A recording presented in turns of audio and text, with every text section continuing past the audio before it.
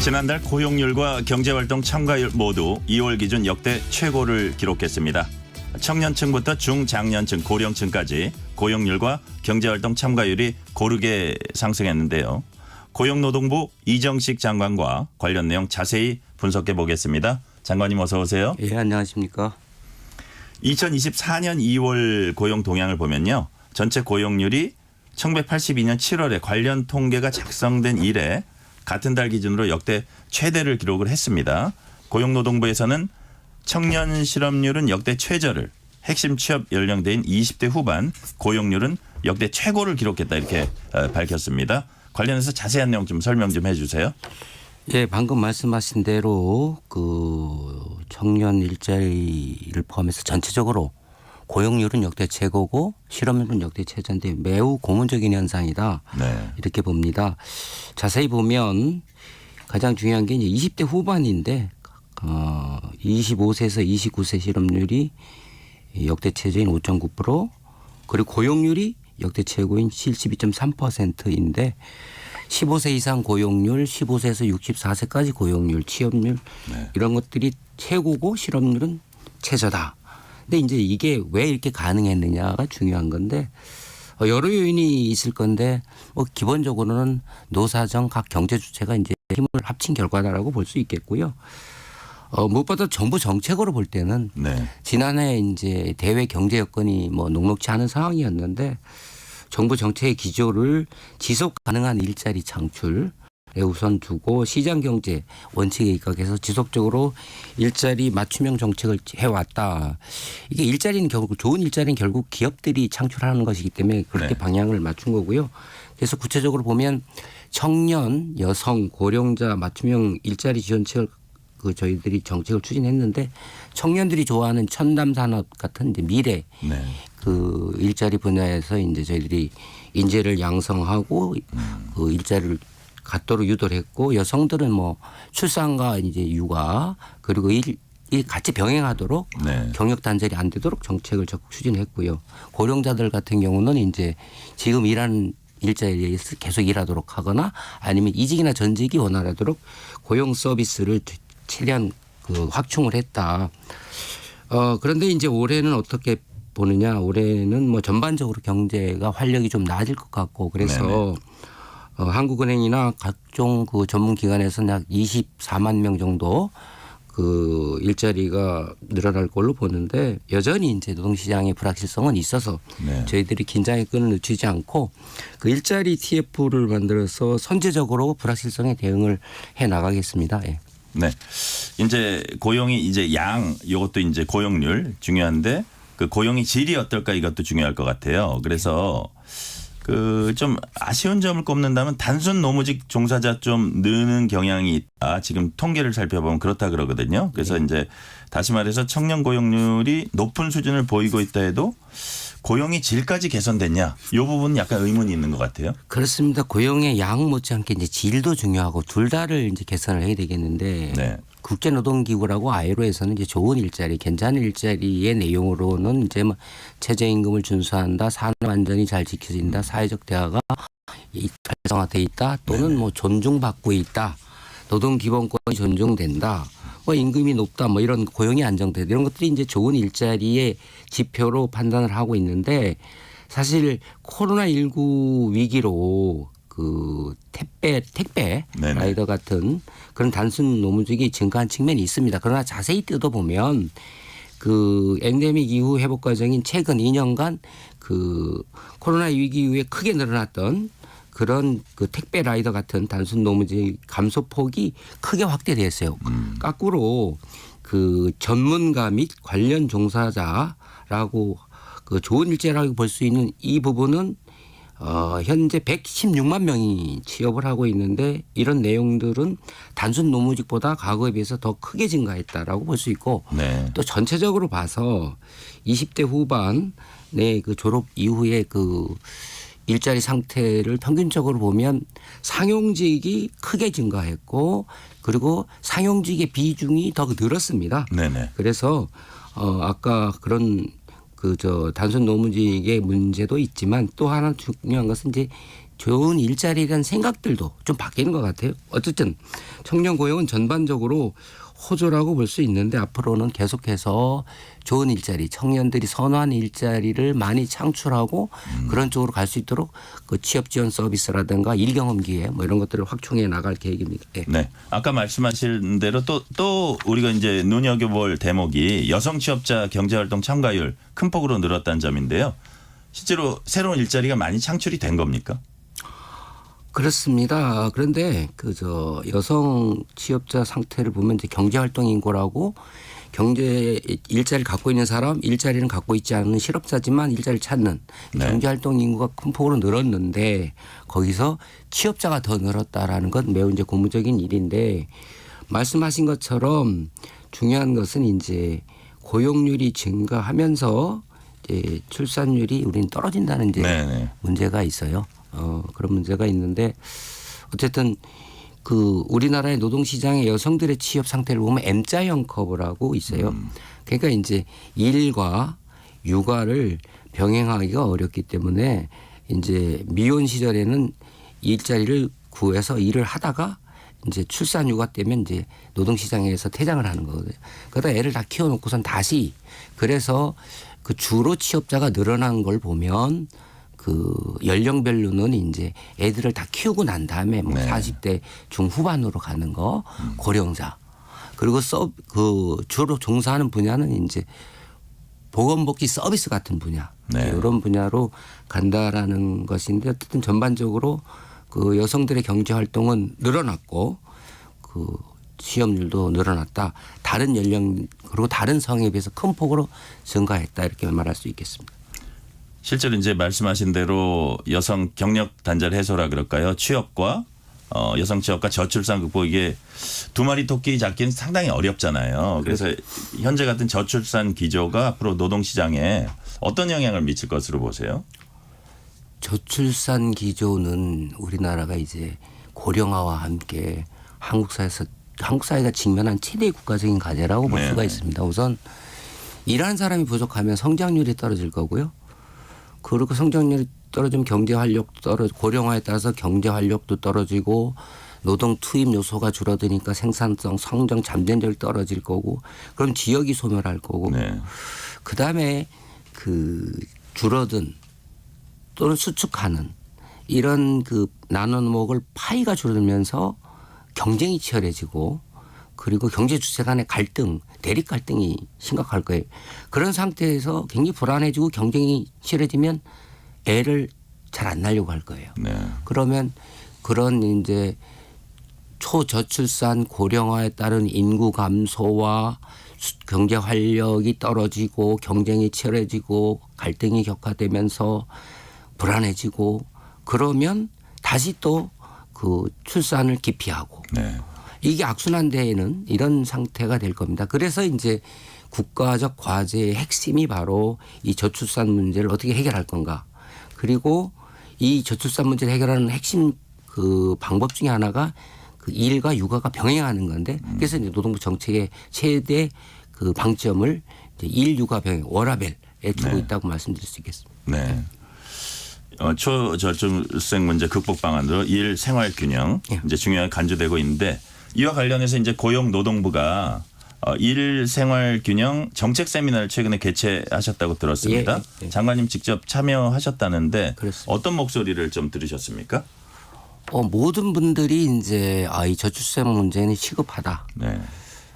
그다음에 이제 우리나라 제도가 다른 나라에 비해서 그렇게 부족한 건 아니다. 일과 그 육아가 양립할 수 있는 일 생활이 균형될 수 있는 제도가 있지만 앞으로도 더욱 더 확충해야 되지만 그렇지만 그 문제는 이거를 눈치 안 보고 실제로 활용할 수 있게 네. 해 주는 게 중요하다.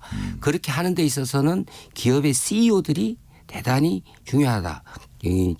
그 기업의 대표자가 의지를 가지고 그렇게 유도를 해야 되고 또 하나는 그 실제로 있는 제도를 눈치 안 보고 쓸 수 있는 직장 문화를 그 모성 가정 친화적으로 그 일 취약과 육아가 가능하게 하는 쪽으로 바뀌어야 된다. 이런 말씀들을 많이 강조를 하셨고 네. 그 예로 뭐 임신기에는 뭐 재택근무를 의무한다 할지 완전 자율 출퇴근 지금 시차 출퇴근 뭐 이런 게 하이브리드 근무 있는데 네. 그런 많은 그 대안들을 제시했는데 그 핵심은 CEO의 의지 그다음에 제도를 좀 더 확대하고 지원을 많이 해달라 정부가 그리고 있는 제도를 눈치 안 보고 그 활용할 수 있게 해달라. 그래서 저희는 지금 뭐 식당에서 옛날에는 담배도 피우고 했는데 담배는 안 피우는 건 당연하게 생각하잖아요. 그럼요. 예. 마찬가지로 옛날에 안전벨트 안 맸는데 요새는 안전벨트 매는 걸 당연하게 생각하잖아요. 그래서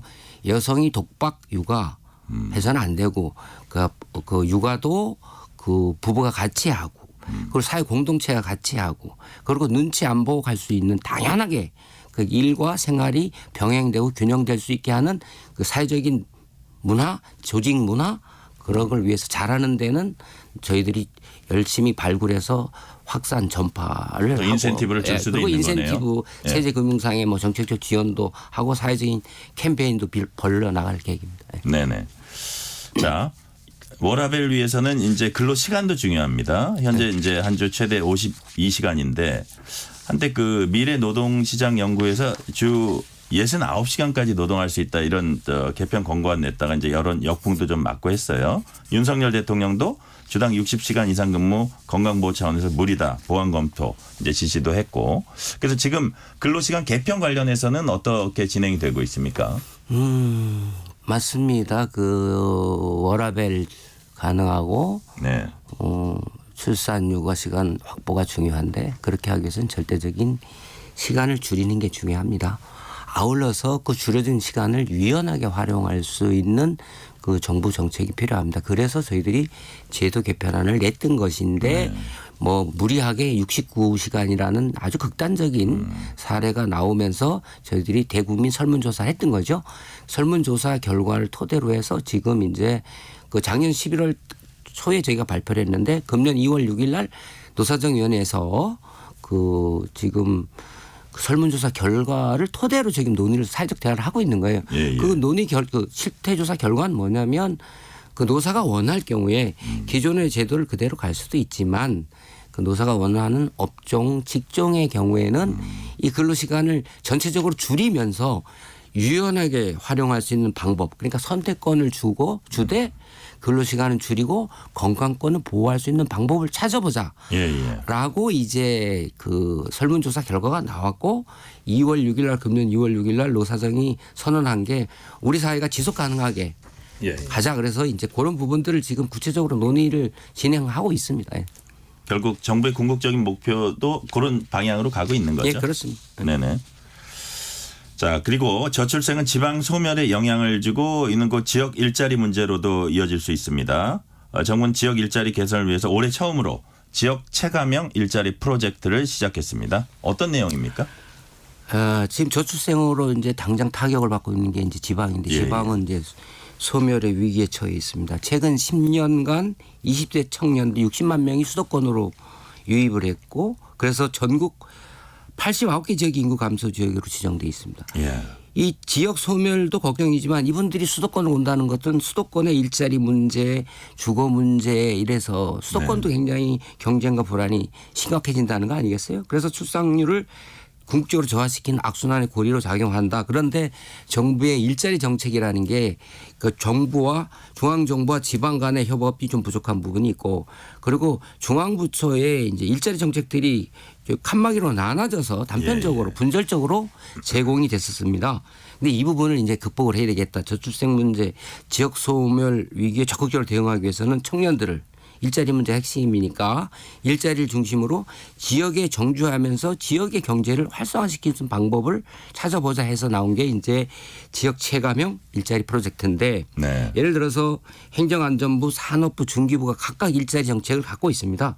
이 부분을 칸막이를 없애서 중앙과 지방이 협업을 하되 지방에서 이제 각 지역마다 아주 전략 주력하는 산업이 있습니다. 네네. 그 산업을 이제 발굴해서 저희들한테 이제 제시를 하면 저희들이 이중구조 개선, 일자리 질 개선부터 인재를 양성해서 그 제공하는 이런 것까지 패키지로 제공을 한다는 그런 구상인데 지금 부산시, 인천시, 충청북도, 전라북도, 경상북도가 이제 이번에 응모를 해서 네. 선정이 됐습니다.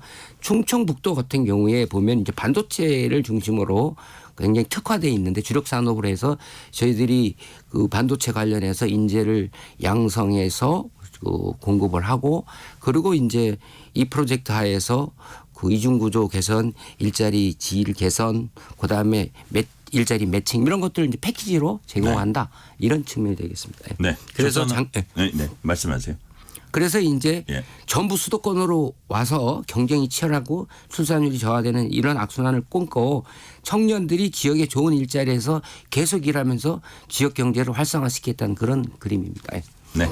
조선업 노동시장 이중 구조 문제를 개선하기 위해서 조선업 원하청에 상생협약 체결한 지 1년 지났습니다. 당시 대우조선해양 하청노조 파업 계기로 이 협약이 만들어졌는데 1년 동안 사정 많이 나아졌습니까? 예, 그 성과가 있었다. 보이는 성과가 보이지 않는 성과. 그리고 앞으로 또 해야 될 과제가 있어서 3월 말 중에 저희들이 이제 중간 점검을 해보고 예. 그 성과와 한계를 되짚어 보면서 앞으로 과제들을 더 발전시켜 나갈 건데요. 일단은 임금 복지 수준, 협력업체 임금 복지 수준이 상승했고요. 네. 그리고 원청과 협력업체에 종사하는 종사자 수가 크게 늘었습니다. 뭐 일자리가 안 좋은데 대우가 안 좋은데 사람들이 늘 이유는 없거든요. 그러니까 많이 좋아지고 있고요. 그다음에 조선 5개사가 네. 에스크로 결제 제도라는 게 있습니다. 그러니까 이제 원청에서 인건비를 하청에다가 주는데 그걸 딴 데 못 쓰게끔 임금을 직접 주게끔 그래서 이제 임금 체불 문제라든가 격차 문제를 해소할 수 있는 거잖아요. 이런 부분들이 성과로 나타났는데 이 부분은 저희들이 이번 정부 들어서 새롭게 시도하는 중층적 사회적 대화의 일종인데 네. 이 대화라는 게 서로가 자발적으로 공통의 문제를 머리를 맞대고 해결하겠다는 의지가 있고 서로가 신뢰가 있어야 구체적으로 자기 문제를 가지고 해결하는데 이제 출발점이 있는 거죠. 그래서 네. 이 부분을 저희들은 이제 조선업 같은 경우에는 아주 보다 궁극적으로 해결해야 될 문제가 기성금을 이제 제때 잘 적정하게 지급을 해야 되는데 또 중요한 것은 기성금을 결정할 때 공정하고 투명하게 해야 된다 이런 문제도 있고요. 재하도급이 자꾸 가면 이제 그 격차가 커지면서 임금 체불 문제 등 많은 문제가 있어서 재하도급을 최소화하는 문제 이런 문제 등 이제 구조적으로 해결할 문제들이 있고요. 네. 나머지는 이 부분을 이제 저 자동차, 부품업, 석유화학, 항공 뭐 이런 데로 확산시키는. 자동차로 지금 확산이 되고 있더라고요. 예, 그렇습니다. 이제 조만간에 저희들이 상생 예. 협력 방안들을 이제 만들어서 합의를 할 텐데요. 네. 네. 맞습니다. 자, 지금 이제 시간이 1분 정도 남아서 마지막 질문을 드릴게요. 전공의들이 정부의 업무 개시 명령이 강제노동 금지 협약 위반이라며 국제노동기구에 서한을 보냈습니다. 이에 대해 정부는 업무 개시 명령은 정당한 조치다 이렇게 반박을 했는데 좀 이 부분 간단하게 좀 설명 좀 해주세요. 일단 뭐 관계 없는 얘기고요.